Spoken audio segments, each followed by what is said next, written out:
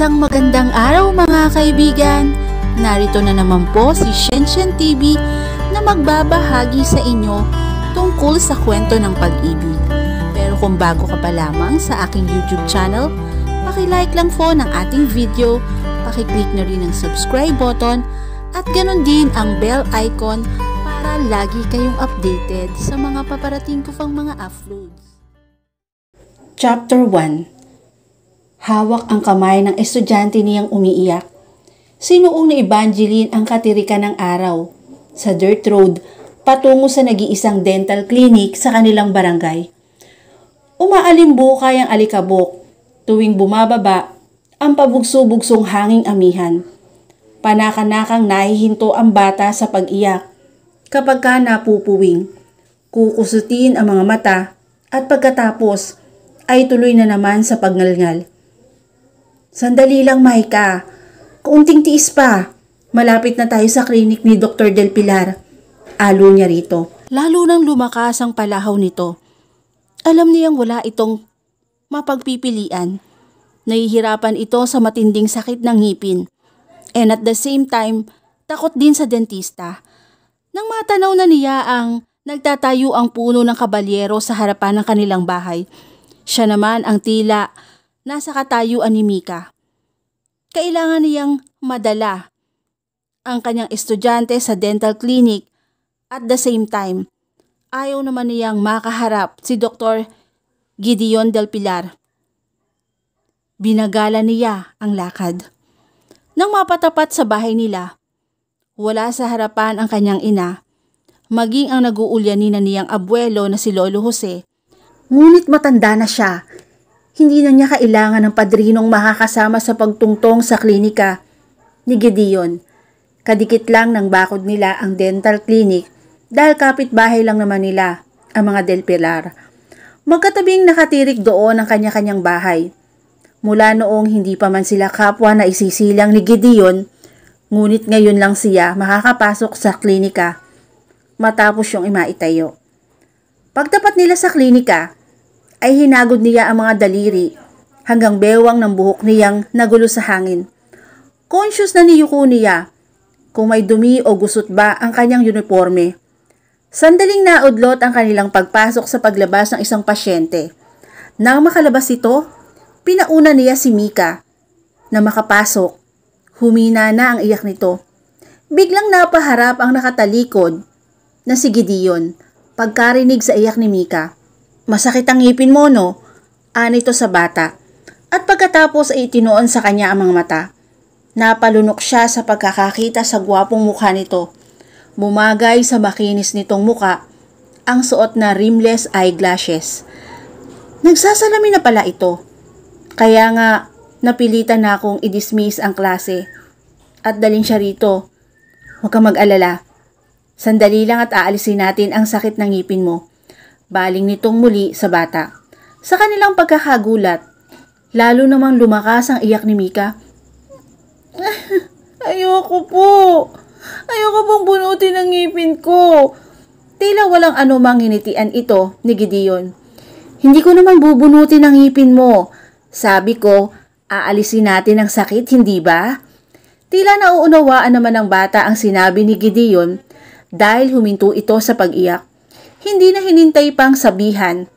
Naupo na ito sa dental chair. Napatingin sa kanya si Gideon. Pinanlakihan siya ng mga mata sa isang conspiratorial na paraan. Napangiti siya na wala ang pagkaasiwa. Maupo ka muna, sabi nito na itinuro ang upholstered bench na nakatapat sa kanilang upuan. Salamat. Tinrato nila ang isa't isa na tila ba kaswalang silang magkakilala. Tila hindi dumaan ang panahon na higit pa sa pagkakaibigan ang pinagsamahan nila nito. Pilit niyang inignora ang kumakalat na hapdi sa kanyang dibdib. Habang ginagamot ni Gideon si Mika, ay malaya niyang napagmasdan ang kabuuan nito. Malapad ang noo nitong hindi naman mataas upang magmukhang nakakalbo. Katamtaman ang lago ng mga kilay nito at may katangusan ang ilong. Bukod sa mga mata, ang mahugis na mga labi nitong namana sa ina nito ang madalas niyang napansin. Malaki ang pagkakahawig nito kay Tia Romana, ang ina nito. Namana naman nito mula sa ama nito ang katangkaran at morenong kulay. Mabuti na lang, hindi naman sa pamimintas. Hindi rin kasi gwapo ang kanyang ama. Nawawala lang ang kapangitan ng mukha ni Tio Antero na ama nito kapag ngumingiti. Hindi pa siya tapos mag-usyoso. Sa kaanyuan nito ay tapos nang gamutin si Mika. Ibinaling niya ang tingin sa kabuuan ng klinika habang nagsusulat ito ng reseta. Katamtaman lang ang laki niyon. Kulay krema ang pinta ng kisame at ang mga dingding. Nakasabit sa isang panig ang nakaprame na diploma nito mula sa pinagtapusang universidad ng kursong dentistry. Sa dingding na nakaharap ng dental chair ay may malaking poster na mga ngipin sa nakabukang bibig. Malapit sa desk ay may isang bagong cabinet, ang ibaba ay mga drawers. Sa ibabaw niyon ay nakapatong ang larawan ni Gideon na nasa loob ng isang brass gilded photo frame. Abutenga ang ngiti nito roon. Kahit sino ang magsasabi, napakagwapo talaga nito sa litrato man o sa personal.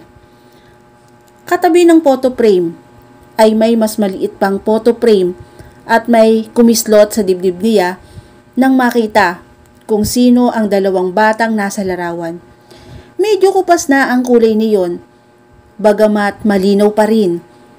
Sila ni Gideon ang nasa larawan. Magkaakbay sila nito.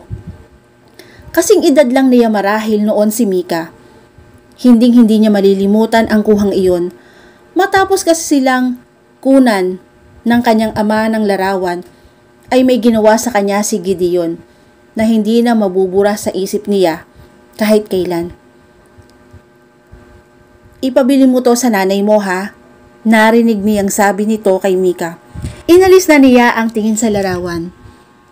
Oh, lagi kang magtututbrush pagkatapos kumain at hindi mabulok ang ibang mo pangipin.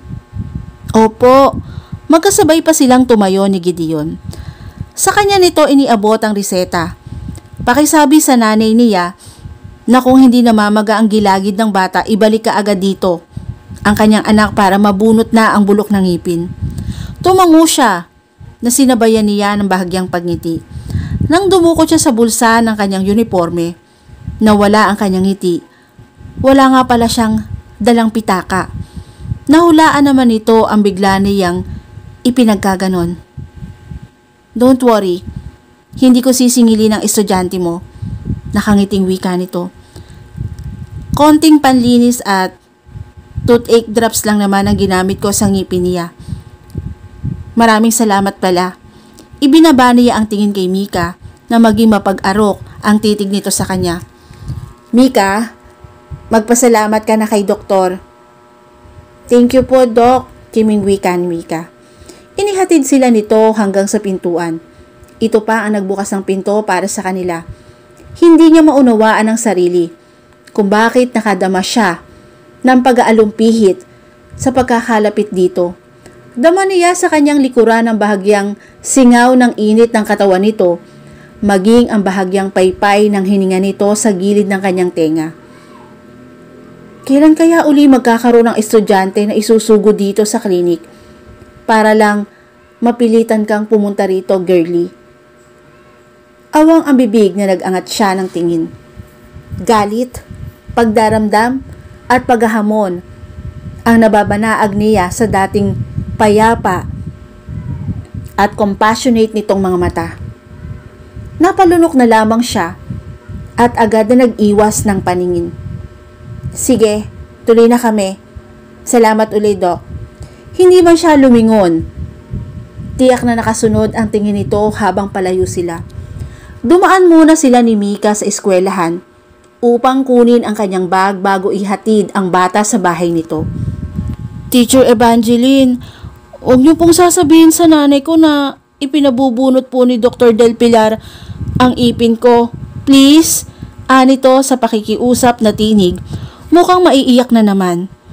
Mika, kahit hindi ko sabihin sa nanay mo ang bili ni Dr. Del Pilar, tiyak na ipabubunot niya ang ngipin mo pag nalaman niyang sumasakit yan kanina. Ayoko po, teacher. Bakit ka ba natatakot na mabunot ang ngipin mo? Mabuti nga yon at wala nang sasakit pa. Sabi po kasi ni Junjun, tatangayin daw po ng daga yung ngipin ko kapag binunot ng dentist. Tapos daw po papalitan ng tulad ng ngipin ni Peter Rabbit. Bahagya siyang napangiti sa tinura nito. Alam mo, gawa-gawang kwento lang ang sinasabi sa'yo ni Junjun. Hindi yun totoo.